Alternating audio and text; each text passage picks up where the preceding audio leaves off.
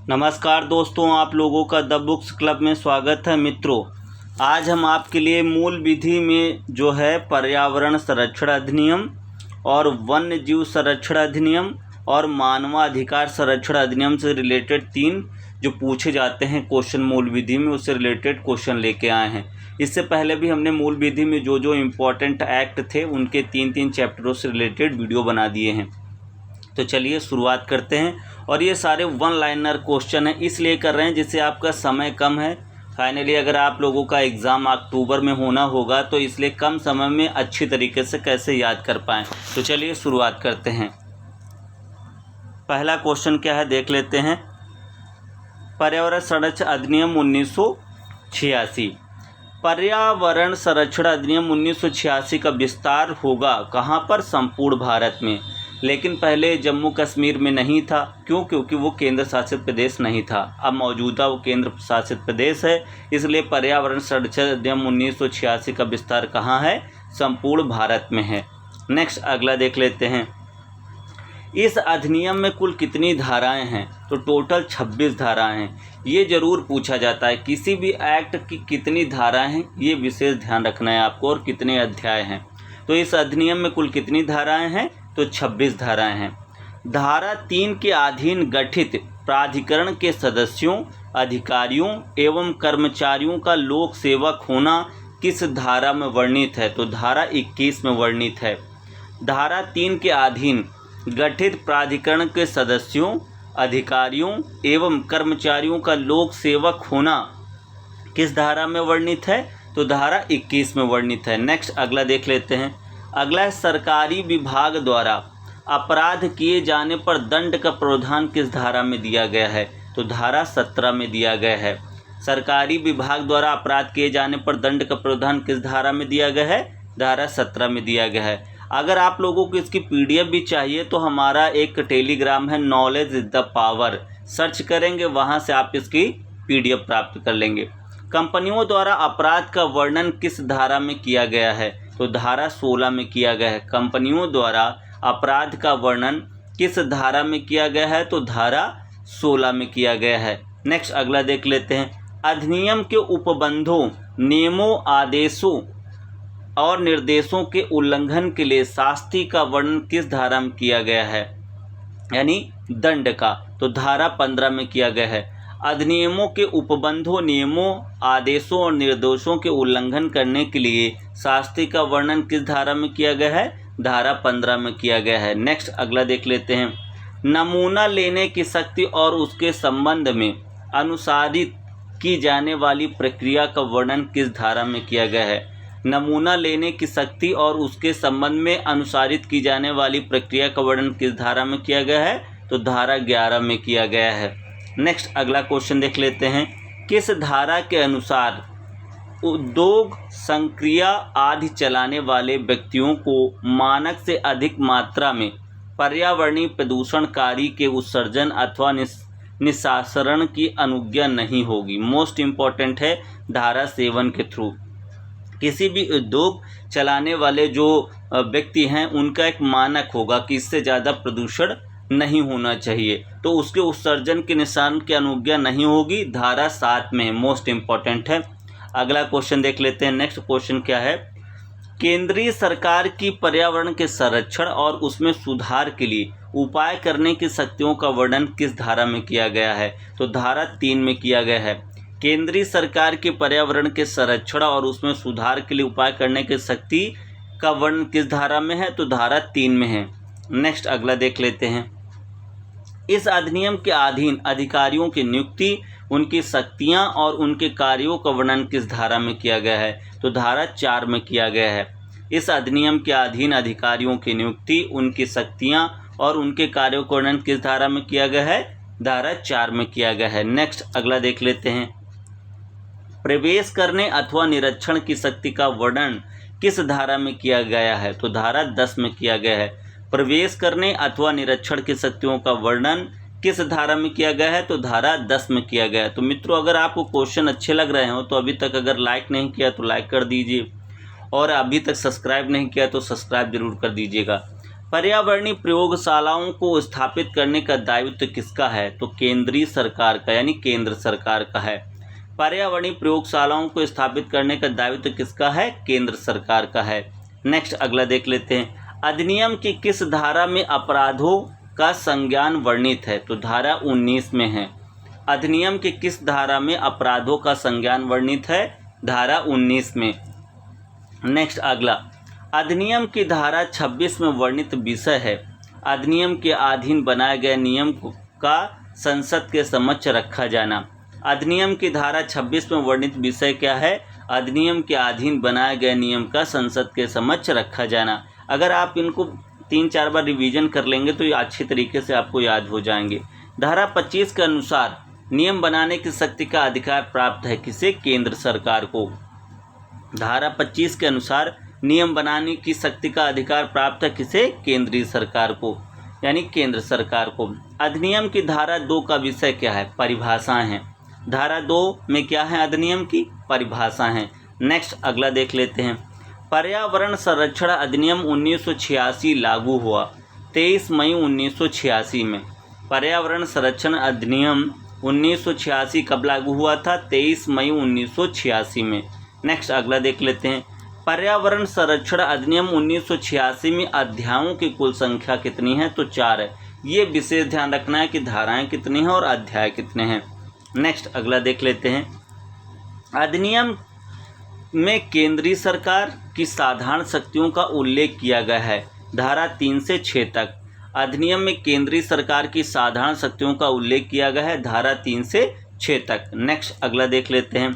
सूचनाएं, रिपोर्ट और विवरणियों अधिनियम की किस धारा में वर्णित हैं? जो सूचनाएं हैं, जो रिपोर्ट है, उनका जो विवरण है अधिनियम की किस धारा में है? तो धारा 20 में है।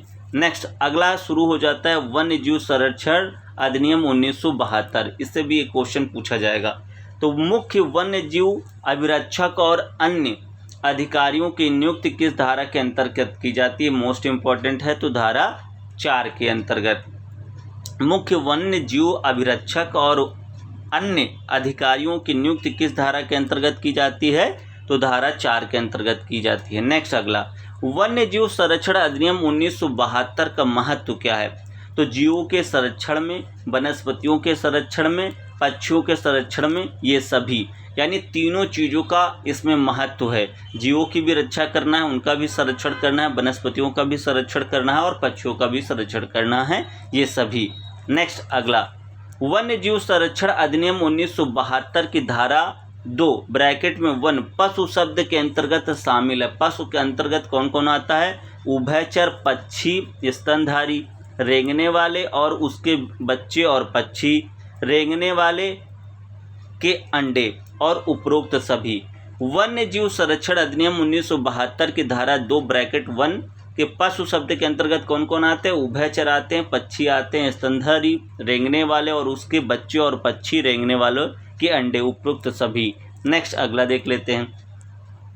वन्य जीव संरक्षण अधिनियम 1972 की किस धारा के अंतर्गत वन्य जीव संरक्षण स्थल में हथियार के साथ प्रवेश पर प्रतिबंध है? मोस्ट इम्पॉर्टेंट है, तो धारा 31 यानी 31।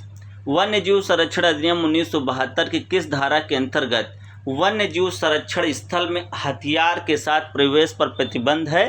तो धारा 31 31। नेक्स्ट अगला, वन्य जीव संरक्षण अधिनियम 1972 की किस धारा के अंतर्गत केंद्र सरकार की क्षेत्रों को अभयारण्य या राष्ट्रीय उद्यान के रूप में घोषित करने की शक्ति है?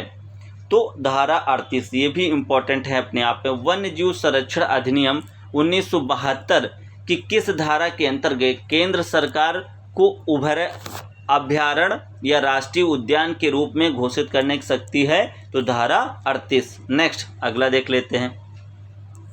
राष्ट्रीय उद्यान की घोषणा राज्य सरकार वन्य जीव संरक्षण अधिनियम 1972 की किस धारा के अंतर्गत कर सकती है? ये भी इम्पोर्टेंट है, तो धारा 35 के अंतर्गत। राज्य सरकार में जो एग्जाम होते हैं उससे रिलेटेड पूछा जा सकता है। राष्ट्रीय उद्यान की घोषणा राज्य सरकार वन्य जीव संरक्षण अधिनियम 1972 की किस धारा के अंतर्गत कर सकती है? तो धारा 35 के अंतर्गत। नेक्स्ट अगला देख लेते हैं। वन्य क्षेत्र की घोषणा वन्य जीव संरक्षण अधिनियम 1972 की धारा 37 के अधीन कौन करता है? तो राज्य सरकार करती है। वन्य क्षेत्र की घोषणा कौन करता है? वन्य जीव संरक्षण अधिनियम 1972 किस धारा के अंतर्गत? तो धारा 37 के अंतर्गत राज्य सरकार करती है। नेक्स्ट अगला, वन्य जीव संरक्षण अधिनियम 1972 की धारा 5 में वर्णित विषय क्या है? तो प्रत्यायोजन करने की शक्ति है। वन्य जीव संरक्षण अधिनियम 1972 की धारा 5 में वर्णित विषय क्या है? प्रत्यायोजन करने की शक्ति। नेक्स्ट अगला देख लेते हैं, वन्य जीव संरक्षण अधिनियम 1972 की किस धारा के अंतर्गत क्षतिकारक पदार्थ के उपयोग का निषेध है? तो धारा 32। वन्य जीव संरक्षण अधिनियम 1972 की किस धारा के अंतर्गत क्षतिकारक पदार्थ के उपयोग का निषेध है? तो धारा 32 के थ्रू। नेक्स्ट अगला देख लेते हैं, वन्य जीव संरक्षण अधिनियम 1972 में कुल धाराओं की संख्या कितनी है? तो 66 है। वन्य जीव संरक्षण अधिनियम 1972 में कुल धाराओं की संख्या कितनी है? 66। नेक्स्ट अगला, वन्य जीव संरक्षण अधिनियम 1972 के अंतर्गत आग लगाने पर प्रतिबंध किस धारा में वर्णित है? तो धारा 30 में। ये भी वेरी इंपॉर्टेंट है। वन्य जीव संरक्षण अधिनियम 1972 के अंतर्गत आग लगाने पर प्रतिबंध किस धारा में वर्णित है? तो धारा 30 में है। नेक्स्ट अगला देख लेते हैं, मुख्य जीव अभिरक्षक किस धारा के अंतर्गत वन्य पशुओं की आखेट की अनुमति दे सकता है? तो धारा 11 के अंतर्गत। मुख्य जीव अभिरक्षक किस धारा के अंतर्गत वन्य पशुओं की आखेट की अनुमति दे सकता है? धारा 11 के अंतर्गत। नेक्स्ट अगला, कलेक्टर की शक्ति का वर्णन वन्य जीव संरक्षण अधिनियम 1972 की किस धारा में वर्णित है? तो धारा 23 में है। कलेक्टर की शक्ति का वर्णन वन्य जीव संरक्षण अधिनियम 1972 की किस धारा में वर्णित है? तो धारा 23 में है। नेक्स्ट अगला, वन्य जीव संरक्षण अधिनियम 1972 की किस धारा के अनुसार राज्य सरकार आरक्षित वन क्षेत्र के किसी भाग को वन्य जीव शरण स्थल यानी अभयारण्य घोषित कर सकती है? तो धारा 18 के अंतर्गत। वन्य जीव संरक्षण अधिनियम 1972 के किस धारा के अनुसार राज्य सरकार आरक्षित वन क्षेत्र के किसी भाग को वन्य जीव शरण स्थल यानी अभयारण्य घोषित कर सकती है? तो धारा 18 के अंतर्गत। नेक्स्ट अगला, वन्य जीव संरक्षण अधिनियम 1972 का लाभ है गलत अभिग्रहण के लिए दंड देने में। वन्य जीव संरक्षण अधिनियम 1972 का क्या लाभ है? गलत अभिग्रहण के लिए दंड देने में। नेक्स्ट अगला, केंद्र सरकार की नियम बनाने की शक्ति वर्णित है किसमें? धारा 63 में है। केंद्र सरकार के नियम बनाने की शक्ति किसमें वर्णित है? धारा 63 में। और राज्य सरकार के नियम बनाने की शक्ति अधिनियम में वर्णित है धारा 34 में, 64 में। राज्य सरकार के नियम बनाने की शक्ति अधिनियम वर्णित है किसमें? धारा 64 में और केंद्र की 63 में। नेक्स्ट अगला, निम्न में से किस केंद्र शासित प्रदेश की जनजाति को वन्य जीव संरक्षण अधिनियम 1972 के अनुसार आखेट का अधिकार है? तो अंडमान निकोबार। ये मोस्ट इंपॉर्टेंट है। निम्न में से किस केंद्र शासित प्रदेश की जनजाति को वन्य जीव संरक्षण अधिनियम 1972 के अनुसार आखेट का अधिकार है? तो अंडमान निकोबार। नेक्स्ट अगला, वन्य जीव संरक्षण अधिनियम 1972 देश में कब लागू हुआ? तो 9 सितंबर 1972 में। वन्य जीव संरक्षण अधिनियम 1972 देश में कब लागू हुआ? 9 सितंबर 1972 में। मित्रों, अगर क्वेश्चन अच्छे लग रहे हो, अगर मेहनत हमारी अच्छी लग रही हो तो कम से कम 10 मित्रों को जरूर शेयर करिएगा। वन्य जीव संरक्षण अधिनियम 1972 लागू नहीं था। कहाँ पर? जम्मू और कश्मीर में। अभी तक नहीं लागू था, लेकिन चूंकि अब ये केंद्र शासित प्रदेश हो गए तो वहाँ पर भी ये लागू है। वन्य जीव संरक्षण अधिनियम 1972 लागू नहीं था। कहाँ पर? अभी तक जम्मू और कश्मीर में। नेक्स्ट अगला आ जाते हैं, मानवाधिकार संरक्षण अधिनियम 1993। राष्ट्रीय मानवाधिकार आयोग का मुख्यालय कहाँ पर है? तो दिल्ली में है। ये मोस्ट इम्पॉर्टेंट है। नेक्स्ट अगला, मानवाधिकार अधिनियम में धाराओं की कुल संख्या कितनी है? तो 43 हैं। मानवाधिकार अधिनियम में धाराओं की कुल संख्या कितनी है? 43।